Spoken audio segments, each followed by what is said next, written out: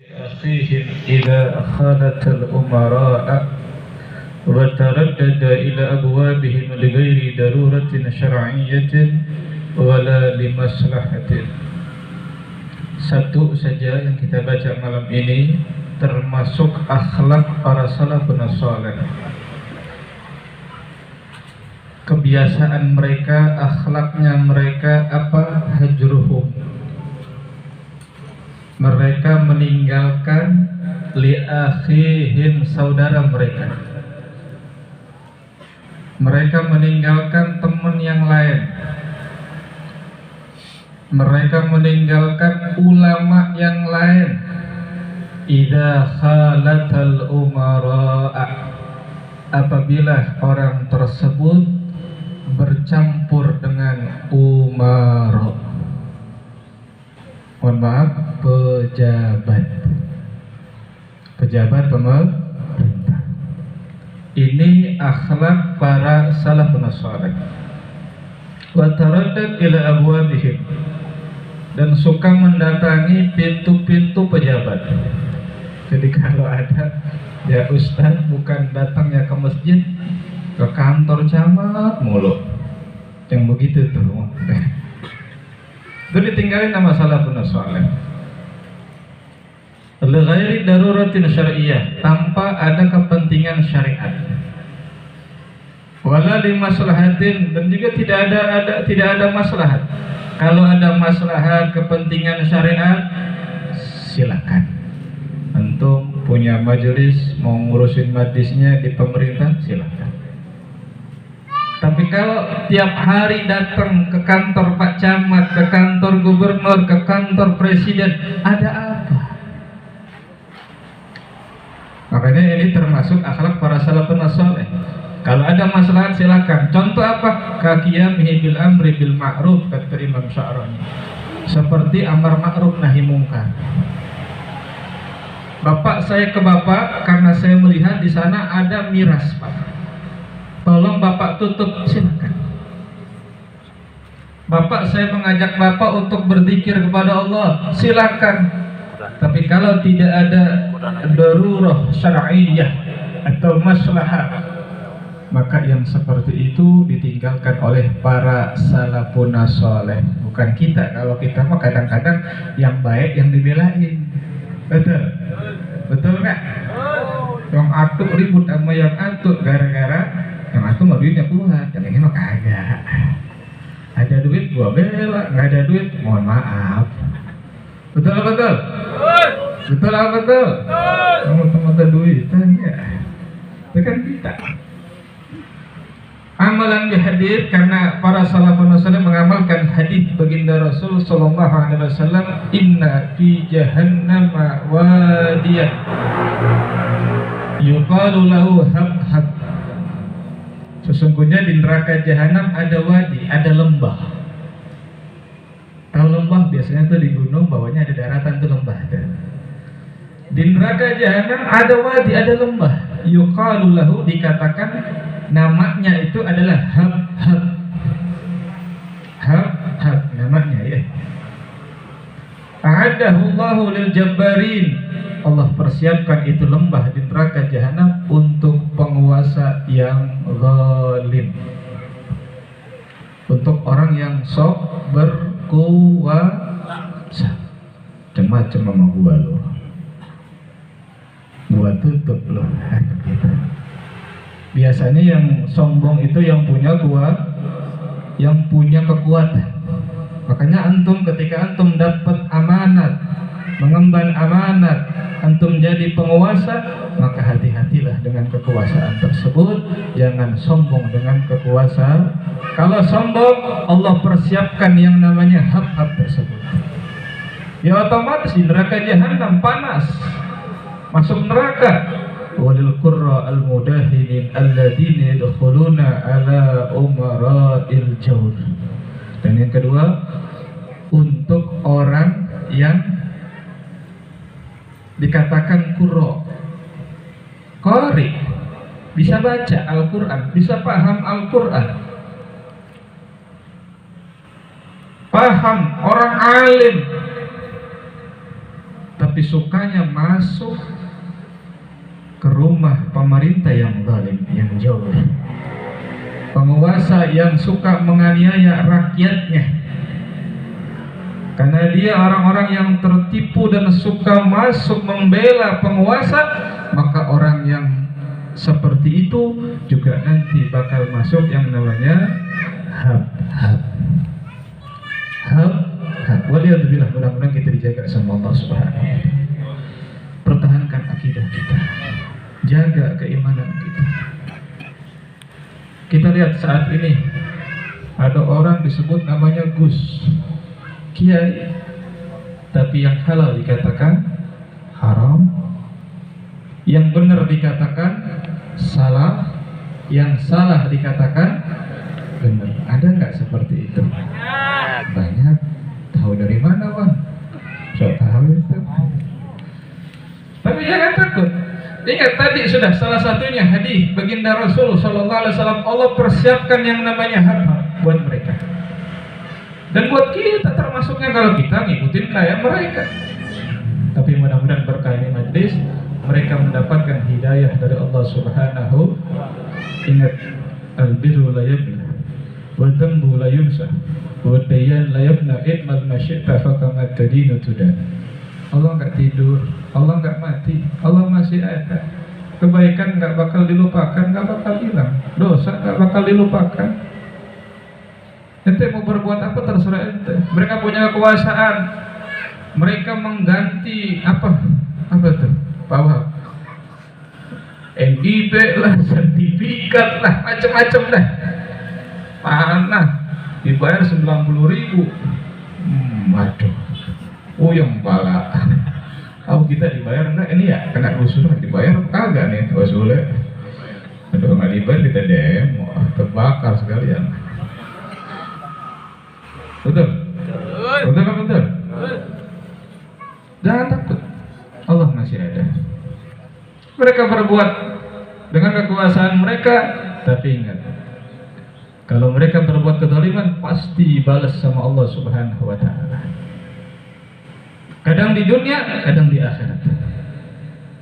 Berapa banyak orang berbuat zalim langsung dibalas tuntas sama Allah Subhanahu wa ta'ala. Fulan bin fulan mendolimi, apalagi yang didolimi keluarga baginda Nabi besar Muhammad. Para habaib, para ulama pewaris baginda Nabi besar Muhammad didolimi. Oh Allah marah banget. Ada satu cerita tadi Habib Umar cerita, kita cerita juga nih. Tinggal 4 menit nih ya. Dalam kitab Irsyadul Ibad Syekh Zainuddin Al-Malibari yang sering juga kita baca. Dulu ada orang. Ini cerita dari Al-Imam Amr bin Dinar, dari Imam Yafi. Kana rajulun min Bani Israel ala sahil bahr. Ada orang dulu zaman Bani Israel yang dia berada di tepi pantai. Wa ra'a rajulan yunadi bi'a'la sauti ala man ra'ani fala yadlimanna ahadan. Ini orang yang sedang di tepi pantai, nggak tahu lagi ngapain dia ya, kayak ente lagi ngelamun kan ke pantai ya gitu ya, mancing, dapat belosok gitu ya, udah seneng banget gitu. Ini orang ke pantai ngelihat orang itu teriak, ala man ra'ani fala yadlimanna ahadan. Siapa orang yang melihat saya, Allah, jangan sekali-kali mendolimi orang. Kata orang itu teriak. Akhirnya orang yang tadi lagi ngelihat di pinggir pantai datengin orang tersebut. Bang, emang bahasa kita ya bahasa Teluk Naga ya. Bang, emang abang kenapa kok teriak-teriak? Emang abang punya masalah dah? Kata orang tersebut, ya. Saya ini insya Allah bertaubat kepada Allah Subhanahu wa ta'ala dengan dosa yang saya pernah lakukan. Di tangan saya buntung, ini karena dosa saya. Dulu saya seorang polisi, kata abang ini. Kan bahasa kitanya polisi ya. Nah, bahasa di sana ini polisi juga begitu ya. Maaf nih, ada polisi nggak sini nih? Saya ini polisi. Di pantai ini saya pernah nemuin orang. Orang itu lagi mancing, dapat ikan. tahu dah ikan kue apa ikan apa gitu ya. Oh, zaman Bani Israel dia dapat ikan, wah ikan itu saya senang, saya kepingin ikan itu, akhirnya saya minta sama orang itu kagak dibagi. Saya minta jual, saya mau beli, nggak dibagi juga. Saya kesel, polisi bintang 2 bintang 4 apalagi belagu jasa ya. Bintang 2 ya udah Masya Allah engkrek kalau jalan. Betul. Lu yang ngomong ya, bukan gua. Harus terdatengin polisi. Akhirnya digedik palanya. Abi Fahmi gak ngerti gedik nih. Dipukul palanya, diambil ikannya. Wah, orang itu kesel. Orang yang dapat ikan otomatis kesel. Itu ikan dibawa. Di tengah jalan, jempolnya digigit sama ikan. Jempolnya digigit sama ikan tersebut. Dikeluarin sama dia, nggak bisa.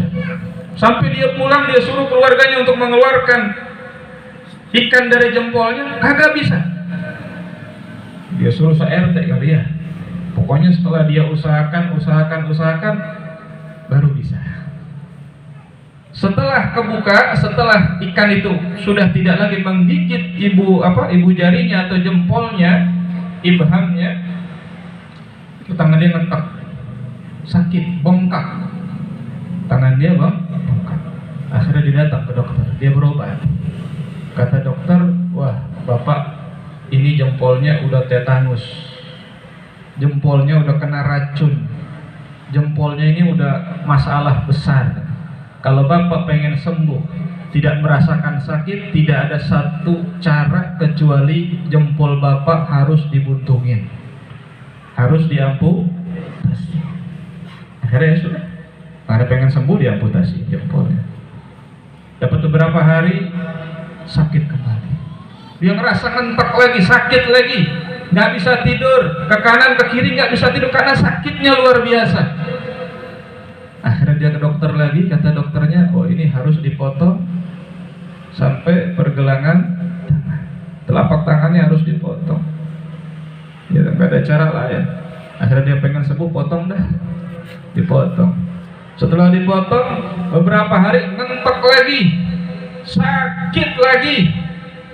Akhirnya dia ke dokter lagi. Kita singkat ya, ini udah malam aja. Ke dokter lagi. Akhirnya kata dokter, ini sudah bahaya, sudah menjalar racunnya dan tidak ada cara lain kecuali harus dipotong sampai sikutnya, sampai sikunya. Harus dipotong, diamputasi sampai sikunya. Dapat beberapa hari, dia merasakan sakit yang sangat luar biasa. Kita nggak bayangin namanya orang kesakitan, ya. Sakit yang luar biasa. Akhirnya dia ke dokter lagi. Kata dokter, oh ini nggak ada cara lain, ini sudah kronis, sudah sampai ke bahu, maka harus dipotong sampai bahu, sehingga tangannya buntung semuanya. Akhirnya dia ketemu sama orang, ada ya dalam kitab Irsyadul Ibad, bisa dibaca, ini kisah nyata. Dia datang sama orang, ketemu orang, kata orang tersebut, emang kenapa bang, abang kok begini tangannya buntung? Iya nih, saya sakit tangan saya. Emang kenapa bang? Mungkin karena saya pernah menggolimi orang. Dia ceritain tuh, dia ngambil ikan, dia pukul, udah bla bla bla deh. Dia ceritain, akhirnya kata orang tersebut, nggak ada cara lain bang. Sebelum abang dibuntungin semuanya nih, ntar tangan yang ada, kepala abang, nah, kalau kepala dibuntung kan mati. Betul? Bener nggak? Bener nggak? Ada orang bisa hidup tanpa kepala? Akhirnya dia mikir, bener juga nih. Akhirnya dia cari orang tersebut. Dia cari, dia tanya, dapat. Ketika ketemu orang tersebut, sujud dia di depan orang tersebut, dicium kakinya. Minta maaf bang, maafin saya bang, saya silap. Ya Allah bang, saya minta maaf. Kemarin saya zalim sama abang. Ini tangan saya buntung mungkin gara-gara diazab sama Allah karena saya mendolimi abang. Saya minta maaf, minta ridhonya, minta ikhlasnya. Begitu ya. Akhirnya kata orang tersebut, dia nangis. Ya udah deh, kan abang udah buntung, saya maafin dah. Saya maafin dah bang. Saya maafin abang dah. Saya ridho, saya ikhlas. Nah subhanallah, dia nggak merasakan sakit kembali. Sebelum dia pergi dia tanya, emang abang dulu waktu saya pukul, saya ambil ikannya, emang abang doa apa sama Allah? Abang doa ya? Dia senyum, iya gua doa. Nggak lu mukul gua, nggak lu ngambil ikan gua, enak aja gua yang mancing, lu yang makan. Begitu bahasa Betawinya ya. Masya Allah, saya doa ya Allah, itu orang sengaja, bahasa kitanya nih, itu orang punya kekuatan, dengan kekuatannya merendahkan saya ya Allah, memukul saya ya Allah, mengambil ikan yang sebenarnya rezeki dari Engkau ya Allah, diambil sama dia ya Allah. Maka saya mohon ya Allah, azab orang tersebut, perlihatkanlah kekuasaan Engkau ya Allah. Ya begitu. Jangan ya bang ya, jangan sombong dengan jabatan kita, jangan menzalimi orang ya. Jadi jangan kita nih ya, apalagi yang punya ilmu, jangan sering-sering datang ke pemerintah. Betul? Betul? Ntar khawatir yang haram jadi halal, dari halal jadi diundang ke pengajian nggak mau, diundang ke diskotik mau. Nah, bingung kita, itu ustaz apa tukang koprok ya. Jadi itu ya, ini yang mungkin kita ambil pelajaran ya buat kita. Jadi jangan sampai kita menzalimi orang, dan ingat jangan sampai kita membenarkan kezaliman pemerintah. Jadi kalau batil katakan batil, kalau hak katakan hak. Bahkan sampai Nabi bersabda, siapa orang yang mendatangi umara, siapa orang yang membenarkan kedustaan mereka, kebohongan mereka, menolong kezaliman mereka, kata Nabi, bukan kata anak, ini Nabi yang bersabda, falaisa minni walastu minhu walaisa waridan alayya al-haud al-hadith, atau kama qala Rasulullah sallallahu alaihi wasallam. Orang itu bukan golongan saya, bukan umat saya bukan nabinya, dan orang itu nggak mungkin datang ke telaga saya, minum telaga saya. Waliyadzubillah. Maka kita berdoa, mudah-mudahan yang masih begitu mendapatkan hidayah dari Allah Subhanahu wa ta'ala. Amin ya rabbal alamin.